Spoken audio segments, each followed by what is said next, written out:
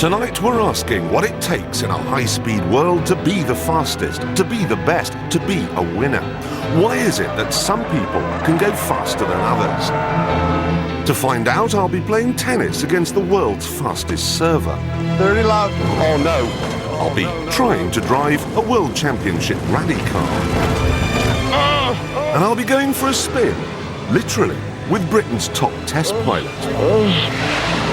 And then, hopefully, we'll know why some people are born to be spectators and why others are born to make a spectacle.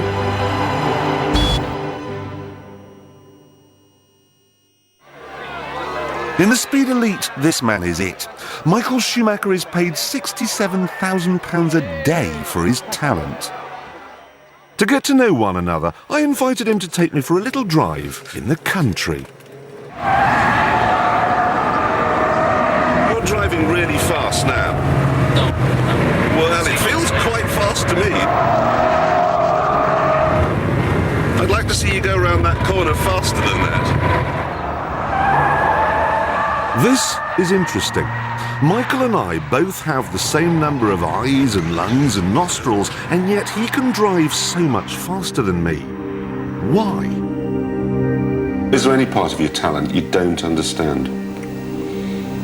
Yeah, basically, why do I have this gift? I don't know why. I mean, that's simply there, but I have no explanation for it.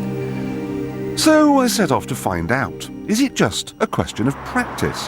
What is it that we learn as we try to go faster? As you're approaching, looking over to your right for your traffic. This is Nidge. He's only had a couple of driving lessons and his brain is completely overloaded. Look at him. He's terrified. Be aware of it, but just keep going in this lane that you're in. And we can see the evidence of this terror if we fit him with a Dalek head extension, which tracks his eye movements. The little dot shows precisely what he's looking at, which is not much. He's fixated on a point exactly 30 feet in front of the car. He can't talk, he can't think. It's taking all his concentration just to go in a straight line.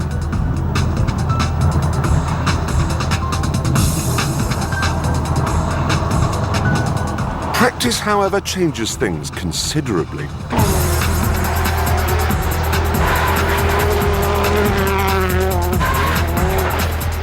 Former World Rally Champion Colin McRae has had so much practice at driving, he can even do it while performing a river dance routine with his feet.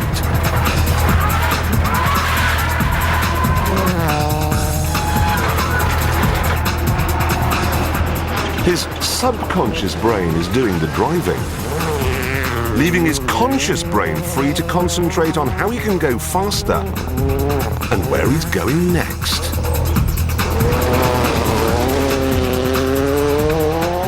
But hold on a minute. If experience and practice is all that matters, then I should be able to thrash the pants off Colin. I mean, I've been driving since before he was born. He is a whippersnapper. Do you mind? You mind just stepping out, please? Let me show you how it should be done by someone who's older and clever and a little more seasoned, and get yourself a haircut. Have a good chat. See how long this lasts.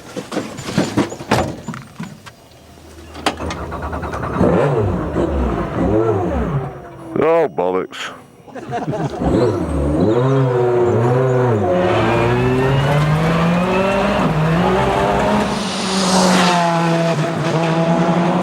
Years of practice have made me so good that you could almost mistake me for Sterling Moss's secret love child.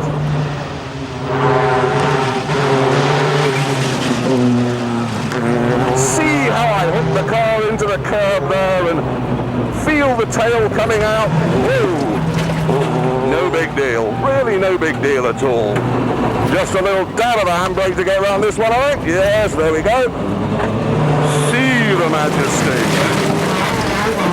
No, oh no, oh no, no, no.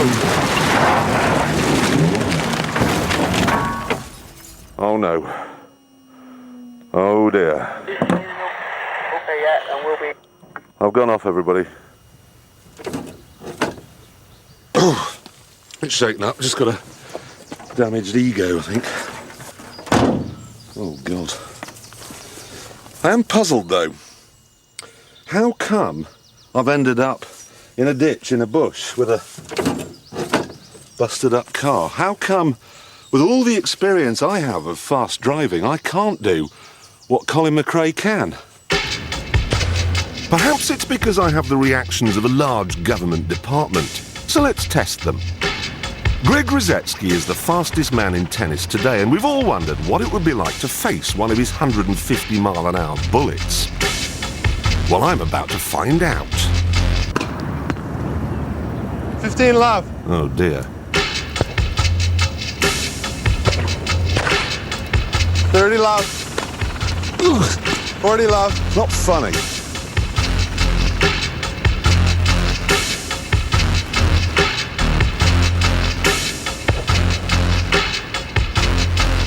All you're aware of is a faint yellow blur. Oh, obviously, hitting them back is impossible. 1 love. Thanks very much, Greg. That was disappointing. Well, better luck next time. Yeah. So how come then that this chap, Brad Langrad, who's Greg's coach, can get them back? Well, to find out, I asked Dave Collins, who's a professor of sports science. He must have unbelievable reactions. No, it'd be pretty much the same as yours. No, he's getting the balls back. I didn't get them back. Hey, look, I'll prove it. Try this. Put your fingers on at the bottom of the ruler. Yeah. When I drop it, you just try and grab it as quick as you can. That'll give us a simple measure of your actions. Okay. You ready? Yeah. 7 inches. Yeah. 7 inches. Try it with him. Okay, Brad, can we just borrow you? Just try this, okay? You put your fingers on either side. When I drop it, you grab it as quick as you can. You ready? Yep. Let's have a look. Hold on. Let's have a look. Where are you? 7 inches. Yep. So we've got the same reaction time. Something as simple as this, you're identical. Everybody. Yep. So that means I've got the same reaction times as Michael Schumacher. Yep, absolutely. You ever play slapsies? Yeah, we can. Go on then. Let's just see if I've got the same reaction times as you have. Nice. You know how to do this? I guess, yeah. You want to go first? After you. Ha! 1-0. No, I'm. Oh, it's your turn, okay. Yeah, you missed it. Isn't it like this? All right. Softly. Ooh. Ooh, that was only a fingernail, that one. Okay, let me just try it with you, okay? Watch my eyes. I'd call that a draw. So it's true. We all have the same basic reaction times. You, me, Michael Schumacher, Bruce Forsyth, everyone. So now we have a puzzle. I mean, it takes 450 milliseconds for one of Greg's serves to cover the length of the court.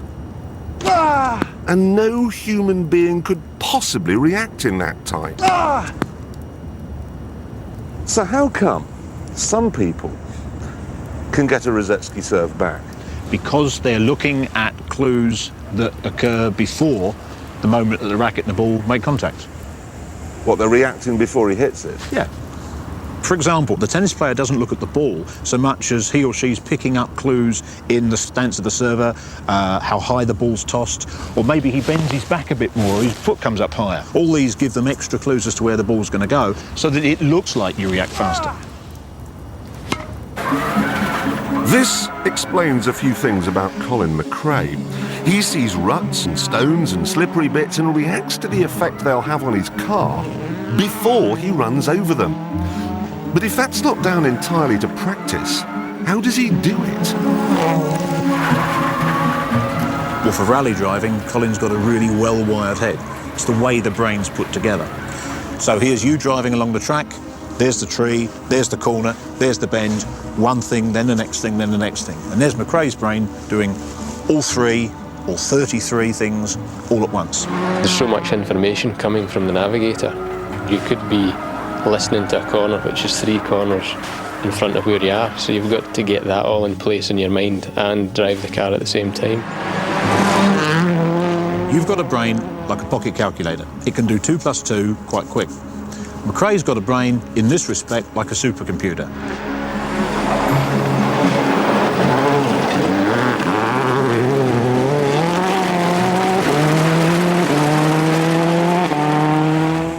So you're saying Colin McRae's got a bigger brain than me?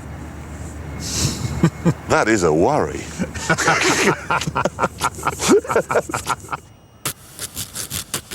It's an even bigger worry for the RAF. I mean, if I turned up and asked to be a fighter pilot, they'd spend 3 years and £3 million training me. And at the end of all that, I'd still be useless.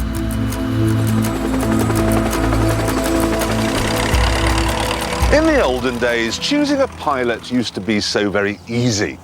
I have here a copy of the Lancet, the medical journal from 1917, which was just about when the RAF was being founded.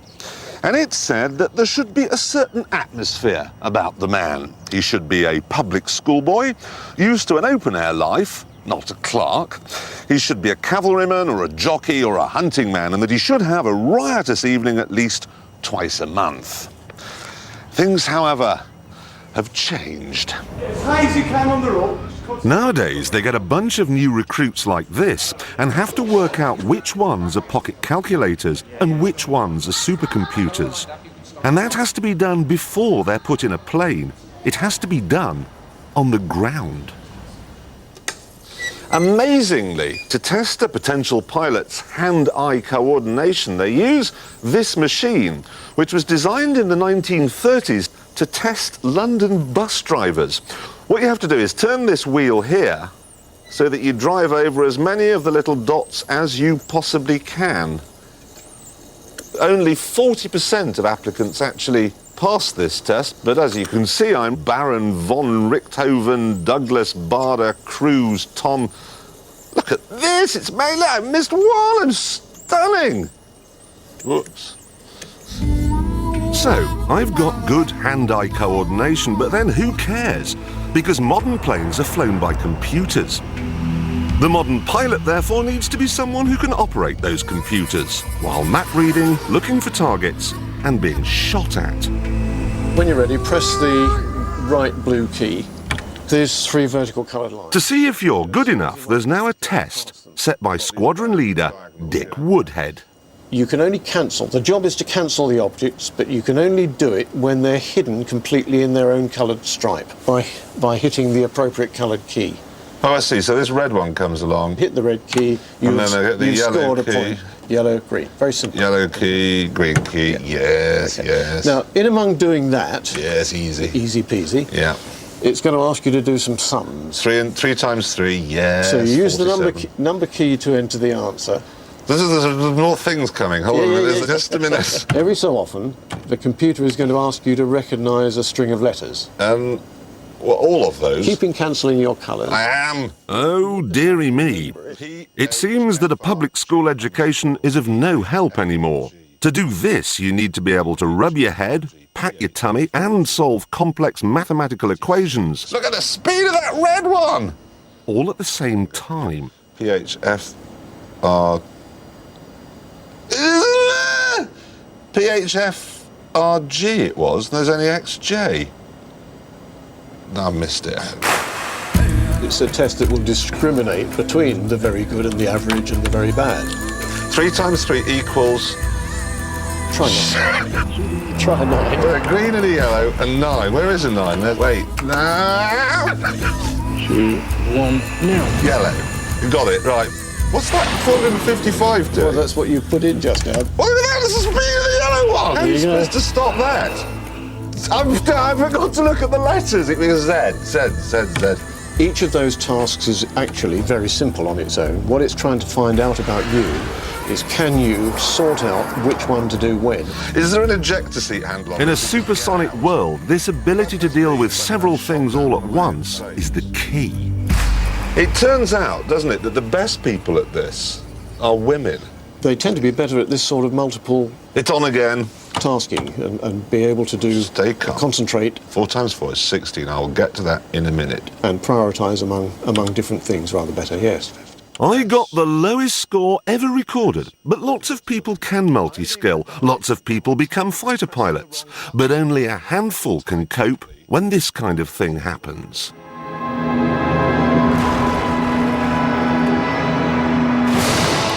This Jaguar is in a spin, completely out of control. Jet fuel is burping out of the front of the engines. It's falling like a 50-ton sycamore leaf. Most pilots would simply eject, but some will try to regain control. So what kind of mad, arrogant speed freak are we talking about here? Well, to find out, I've come to the only place in the world that teaches pilots how to get a spinning fighter back in control. Forget Top Gun. This is way beyond that. This is the Empire Test Pilot School in Wiltshire. These flyboys who've come from air forces all over the world are the best of the best. But today I'm going to be taken up by one of their instructors, someone who teaches them to be even better. So who's the superhero then? Nope. It's the little bald Welsh bloke, squadron leader Rhys Williams. Okay, Jeremy, so what we're going to do is we're going to be about 42,000 feet. I'm going to pull the stick fully back, stall the aircraft. I'm going to kick full rudder, and then we're going to be departed into the spin, and Crashing. we will be spinning. Hopefully we're not going to crash. We may well be in the vertical, and then we're going to recover to about 25,000 feet. Right. That'll be fun then. It won't. You're spinning, are you? Yeah. Oh, nice. I wouldn't want to go spinning. Really? No, I would not. Have you done this spinning then? Yes. Is it unpleasant? Will I be sick? There's a possibility. It doesn't fit. I can't go. There's no Can't helmet. you? No, it's just not big enough. Perhaps you haven't prized it open enough. That's a shame. Still, never mind. No, we got another one. Sit down, please.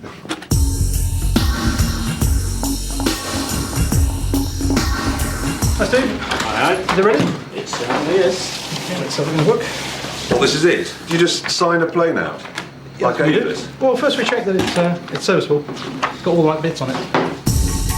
Unlikely, since this is the plane we'll be using. It's a Hunter. It's 43 years old, and yep, that yellow stuff on the wing is araldite. Air brake, 15% micro switch not working. Not to be used on the ground. No anti-G system available. Cockpit too stiff to operate. We sorted those And out. that's this week.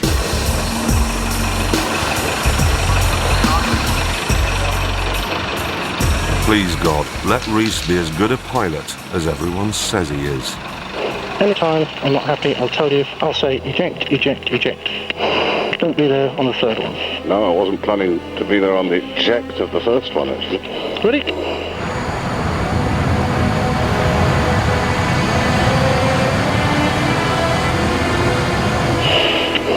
Nose wheel off.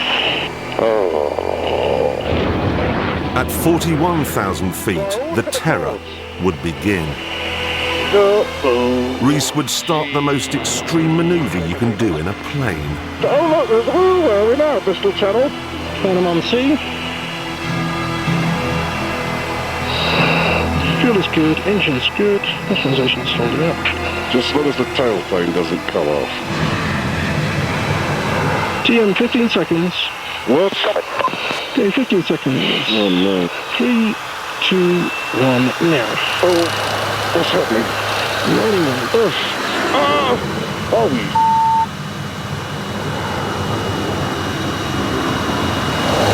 270, full back.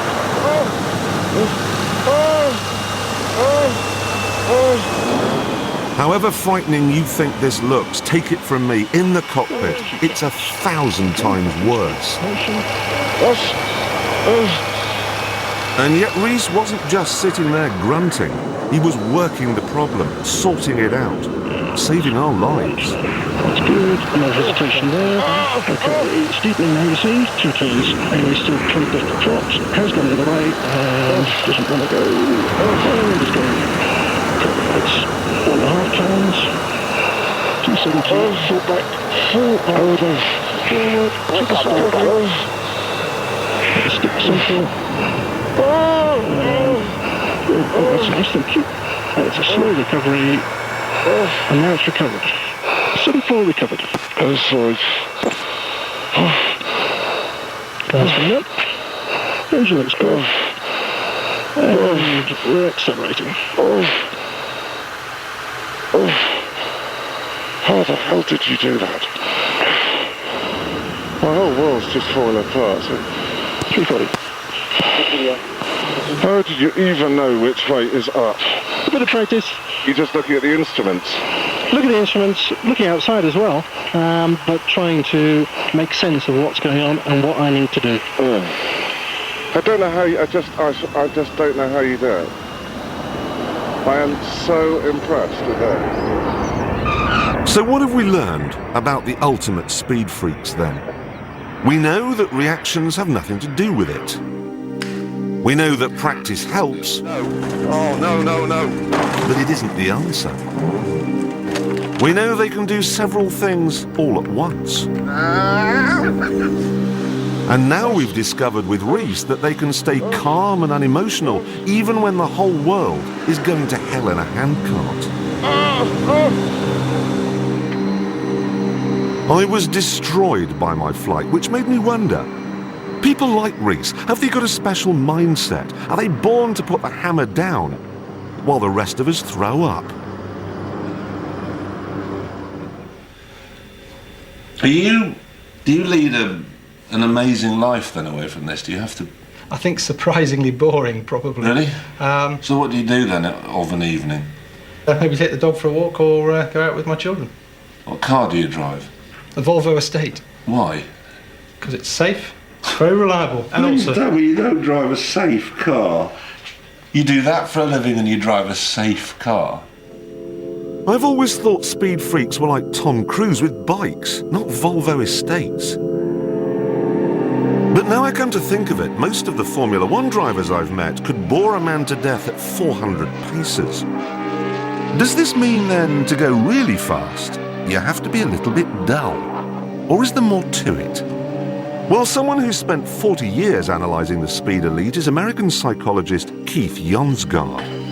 The profile that we see for race car drivers and jet fighter pilots are very, very similar. Very different than people in general, and very different from people who engage in team sports. The pattern of their personality is kind of mildly psychopathic. They're sort of like Clint Eastwood, you know, in the spaghetti westerns. Cool, reserved, tough guy, doesn't get involved, rides off into the sunset. Yeah, it's true. Do you ever get excited by anything? I do, but it needs a lot to get me excited. If I see my heart rate while I'm racing, it's pretty low. It's probably lower than what your one is right now. They're extraordinarily bright, probably brighter than 85, 90% of the population. I'm clever at the things that interest me. I'm very focused. Their greatest need is to be the best. They want to excel. On this basis then, Michael Schumacher is a typical Formula One driver. But the man who talks to him on the radio during races, Ferrari Supremo Ross Brawn, thinks he's anything but typical. Certainly to my mind, he's the best driver in Formula One at the moment. There's no doubt about that. So what then is Schumacher's magic ingredient? Michael Schumacher has been left at the start. At the Spanish Grand Prix a few years ago, he got to the first corner in 6th place, and then he proceeded to show the world why he earns £67,000 a day. You very often see that in the wet, because in the wet the car has a lot less grip. And that's where you need to get closer to the limit. That's where the skill really shows. A corner will last 2 or 3 seconds, and he can be making 5 or 6 corrections during that 2 or 3 seconds. If he's a tenth of a second too slow, the car will be out of control. Just watch the way his car shoe is. He's coming round these corners. He's driving the car almost over the limit, but he's bringing it back with each correction. Maybe he goes in a little bit too quick, he brings it back again, tries to push it again, brings it back again. The staggering thing about Michael is that he can function as a Formula 1 racing driver, and then he has his spare capacity on top of that to think about the race, to think about what's going on around him. Sometimes he'll come on the radio. It's like you and I having this conversation. You would think he was sat next to you, not doing anything. And Schumacher goes through! On the contrary, I've worked with drivers, and it's... yeah, they're just about coping with what they're doing. There's no spare capacity. And that's the difference between him and other mortals. How can you feel that you've gone around a corner faster? What does it feel like? You feel the car on the edge. What does that feel like? You have the feeling for the optimum. It's a knowledge I have when the car is maximum. And Schumacher is there with a clear track ahead of him by nipping through on the inside. And you can feel that. You can feel in the car, you know, half a mile an hour faster and you're going to crash. I say it's probably 1,000th of a second. And Michael Schumacher wins the Spanish Grand Prix. Frankly, Michael made the rest of the field look like monkeys.